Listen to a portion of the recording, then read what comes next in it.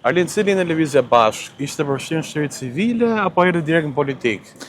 Ne kemi nisë fakt si aktivistë organizatës politike në vitin 2011, jemi mbledhur një grup qytetarësh aso kohe, që ishim të ngritur nga sistemi vjetër politika, pa drejtësitë e pa numërta nga korrupsioni, po edhe nga mungesa e shtrimit për diskutim disa çështjeve madhore, si çështjet e drejtave në punë apo drejtave sociale dhe ekonomike në përgjithësi.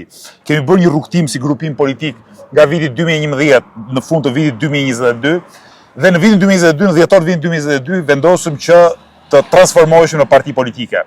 E quajtëm Lëvizja Bashk sepse besojmë shumë se bashkimi i shtresave shoqërore që pësojnë padrejtësi dhe qytetarëve të ndershëm mund ta transformoj vendin ton, por edhe sepse menduam, besoj me të drejtë në ato momente, se qytetarëve u duhet dhe një adresë elektorale.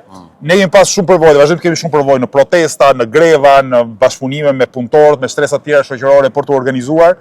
Mirë, është e rëndësishme që qytetarët një herë në 2 apo në 4 vjet të kenë mundësi edhe të votojnë, të kenë mundësi edhe ta çojnë frymën e lëvizjes bashkë brenda institucioneve, sepse lufta për të drejtat e qytetarëve duhet bërë dhe jashtë dhe brenda. Ne deri 2022-shit e bënim vetëm jashtë, pas 2022-shit kemi filluar ta bëjmë edhe brenda institucioneve.